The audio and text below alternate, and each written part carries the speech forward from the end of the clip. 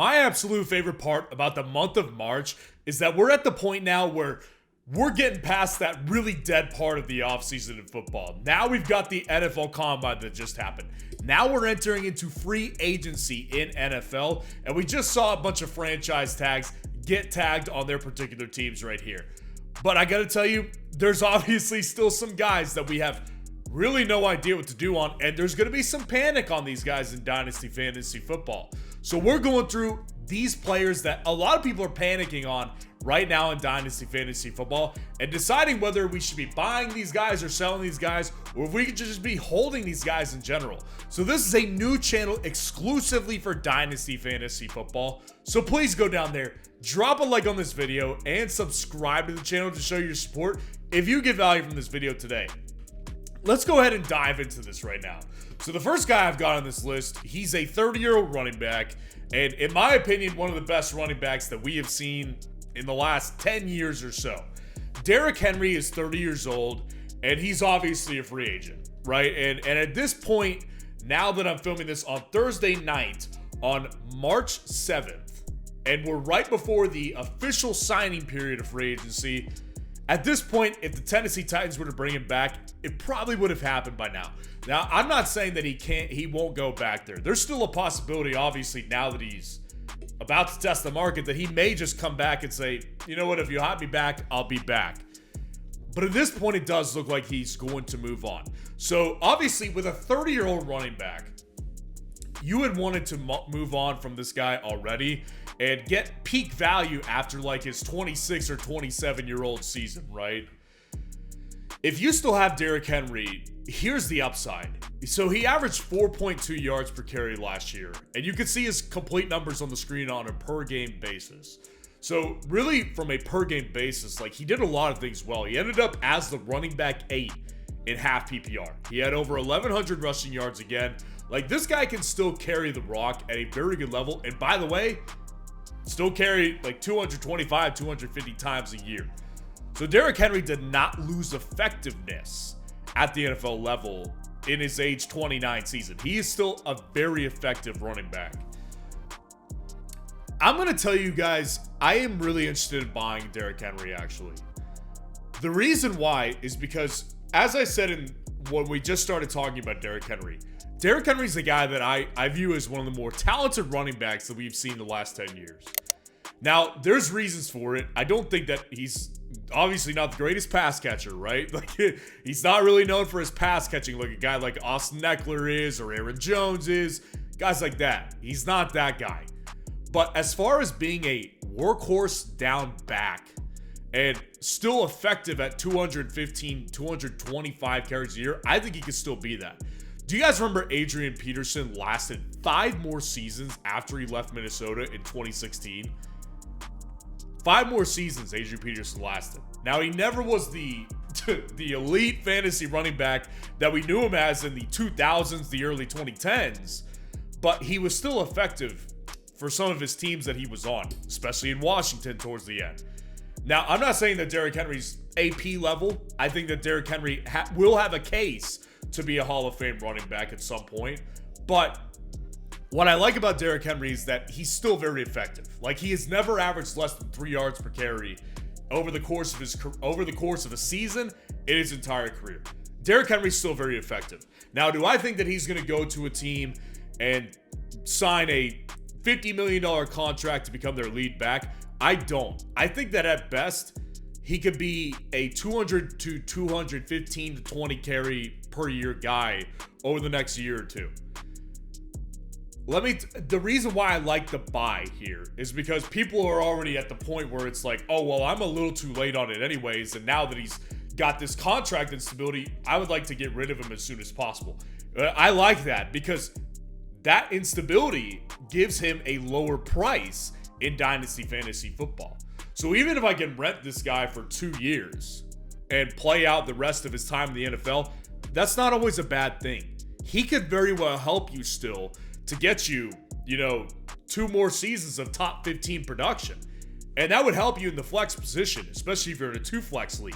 Derrick Henry, I still believe, can be effective. And I'll tell you this, the 2 biggest landing spots I've seen for him, or really one of them, and then the other one I'm kind of just talking about myself. Dallas is the big one. Dallas obviously could use a running back, and Minnesota's the other one as well. I think that he'd be a good fit there. Either way, I don't see him being a complete 3-down back for another team, but I do see him still being a very effective player in Dynasty for a couple years. So I would personally buy him, try to get him for like a mid-second round, maybe a low second-round pick, and just see if someone will take that. Russell Wilson is the next guy I've got up here. Russell Wilson is 35 years old, and he just got released by the Denver Broncos, right? So Russell Wilson is officially out, and they're eating a legendary amount of cap money just to get this guy out of the building. It's pretty insane the fall from grace that Russell Wilson has experienced over the last couple years.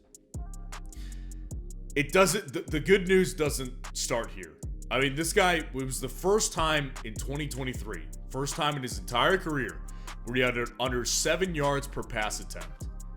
And he's also far less mobile at age 35 than he used to be with the Seattle Seahawks. And that was really a big thing for Russ, is that Russ could move. Russ was able to extend plays. He was able to get out of the pocket. He had such a good deep ball that he would just extend plays and launch it to Doug Baldwin, DK Metcalf. You're not getting that anymore, man. I would get what you can. Russell Wilson may very well be on the waiver wire in your Dynasty League. I mean, we're not talking about a guy with much value here. If he goes to the Pittsburgh Steelers, which is very possible, I don't think it's going to happen, to be honest with you. I think his market's going to be really small. I do. We're talking about an immobile guy, and it's a guy that, if you watched him on film, this guy was, if he couldn't hit his first read, he would scramble out of the pocket and kind of mess up the timing on everything else. So I don't think there's going to be a ton of interest in Russell Wilson. I think you just got to get what you can. Russell Wilson, I do not think that this is going to end pretty. I think it's already over, to be honest with you. If you can get a third rounder, or if you can get Fab, even Fab, I would take whatever I could to get this guy off my team if I had him. Because I do believe that we all know how it goes during the season, right? Maybe your top 2 quarterbacks get injured for whatever reason, or maybe you have a bye week and you need to get a waiver wire guy. Russell Wilson will come into play, because I do believe that, especially if he signs with the Steelers, could very well be a starter again in 2024. So there will come a time, if he's a starter, where he will have some sort of relief value for somebody. That's why I would get what you can, because I think that's about as good as you're going to get at this point from Russell Wilson. The next guy on the list right here is something I'm dealing with personally. I have this guy on one of my Dynasty teams, and I'm looking at a glaring tough decision right now. We're talking about Justin Fields. Justin Fields is 25 years old, and obviously the discussion about Justin Fields has been all offseason long. And I mentioned this back in like October, November, during the 2023 fantasy season, and I said, I don't think this guy's going to be a Bear. I think they're going to trade him. I got flack for that at the time, but it's like, just look at the way his career has gone. Justin Fields is not a super accurate quarterback. This past season was his best season as far as completion percentage. And he has improved every year, but he hasn't had one season over 65% completions. That's a problem in the NFL. Completion percentage is a big deal for quarterbacks when we're talking about stability and how likely it is that they will maintain that stability in the NFL. Justin Fields just hasn't done that, and he hasn't been that guy. Now, essentially what we got down to is that we're at the point in the offseason where the Bears have tried to test his market, and what they were originally asking for was a day 2 pick in the NFL draft this year. So they were looking for a second or a third rounder, and probably figured they'd get it because, look, I love Justin Fields. I think that this guy is super talented. And I think most people would agree with me on that. It just hasn't panned out at an NFL level. In fantasy football, he's had plenty of good moments. There was no market for him for a day 2 pick. That market was dry. No market at all for him. So now what are they doing? As of the time of this filming, now they're looking at a day 3 pick at best. And they may very well just hold on to Justin Fields. So let's play this out. So if a team offers a day 3 pick, they're offering the Bears a day 3 pick, basically saying, look, we have interest in this guy, but we're not going to give him the starting job. A day 2 pick, that would have said, okay, we'll have him be the starter for a year. A day 3 pick is you can compete with our second best quarterback. And maybe you'll win the job, or maybe you'll just be a backup. Or if the Bears just hold on to him, he's a guaranteed backup behind Caleb Williams. This is a problem. This is a serious problem with Justin Fields. Again, I'm dealing with this personally. I have him in a Dynasty League, and I gotta tell you guys, it was a really tough one for me to think this through. What I'm going to do is I would buy Justin Fields. Listen, back when Justin Fields got drafted in 2021, I was discussing, at the time, I got the channel in my main channel, Football Fanalysts Network, it was very new. So we were just kind of getting into the 2021 class in Dynasty, and I had Trey Lance one spot over Justin Fields in the Dynasty quarterback rankings. We won't talk about that too much, but I got flack for it at the time because it was like, well, Justin Fields is better. And it's like, I like Justin Fields. I just thought Trey Lance was better. Well, that changed very fast. I still really liked Justin Fields, and I still like him today. I think he's a very good player, and if given an opportunity somewhere else, I believe in it. I do. This guy has extreme athleticism. This guy is extremely athletic and has tons of physical gifts. But there's no question that this guy has a very uncertain future in the NFL. He is not coming in. Wherever he goes, and even if he stays in Chicago, this guy is not coming in as the guaranteed starter. He's going to have to earn it, which is why I hope he goes to an offensive coach. But with the upside that he has in just fantasy football alone, I'll buy him. I'll buy him for a late second round pick, because that's what people are at the point of now. People who have held on to Justin Fields this long, now we're starting to feel the heat. I have felt the heat, and I'm going to continue to hold him now that I have him. But if I don't have him, I will buy him, because I will buy him just because of the fact that I believe that there's people out there who will sell him to me for a back, middle, end, or late second round pick in this year's Dynasty rookie class. The last guy on the list today. So this guy right here, it's another running back, going to be a free agent. And obviously, a couple years ago, he was excellent. He was an excellent running back in fantasy. It totally disappointed last year. Josh Jacobs is 26 years old.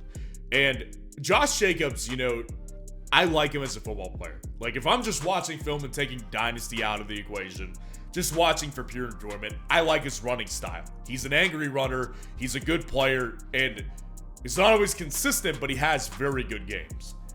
Josh Jacobs is a good player.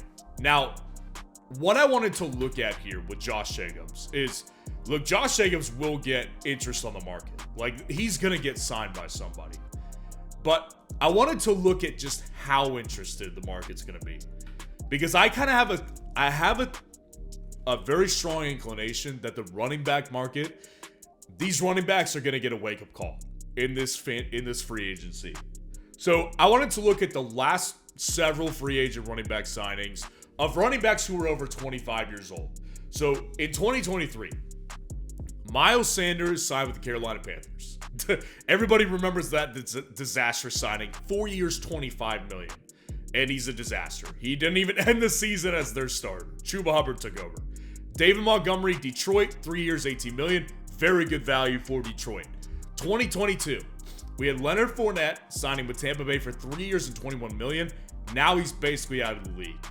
And Chase Edmonds signed in Miami for 2 years, $12.1 million. Didn't even make it through his contract. And in 2021 was kind of a dry year. Kenyon Drake was signed with the Raiders. Again, didn't even finish that contract. 2020 was Melvin Gordon with Denver, 2 years, $16 million. Now, three of those guys that I just named, Melvin Gordon, Leonard Fournette, and Dave Montgomery, they were top 15 20 backs in their first year after signing that contract.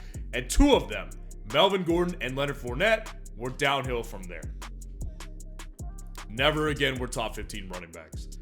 I think it's different for Dave Montgomery because he's in a unique situation where he's not the lead back. He's sharing time with Jahmyr Gibbs. That's a big deal. And Detroit knows how to use them both perfectly. With Josh Jacobs, when I'm looking at this guy, 26 years old, and going to probably be one of the most prized running backs on the market. If a team signs him to a big contract, first of all, I don't think it's going to happen because of the history of these running backs. This giving a running back a second contract, unfortunately from them, is not a good idea in the eyes of NFL teams because look at what we just outlined. Most of them don't make it past year one as far as giving you the value back of what you paid for them. So Josh Jacobs, maybe he gets 15 million on the market, maybe he gets 20 million on the market. I don't know what he's going to get. It's going to be interesting to watch, but I don't think that Josh Jacobs has much more than 1 year left on in his tank as far as giving you elite fantasy production. So I would personally sell Josh Jacobs because if I can get a late first round pick this year or next year in 2025, I would take it because this guy is going to, at best, give you one more good year of production, top 15 production and half PPR. I would rather sell him today, take that first rounder in this year, the back, or a first rounder for 2025 and just wipe my hands clean with it. Because Josh Jacobs is just in a predicament here where the running back market, I think, is going to be very eye-opening for a lot of these running backs. And the production is never going to match what he did, again, in his time in Las Vegas and Oakland. Let me know what you think of these guys in the comments below, what you're doing with these guys yourself. And if you want to see some sell-high players in Dynasty Fantasy Football right now, click on this video right here.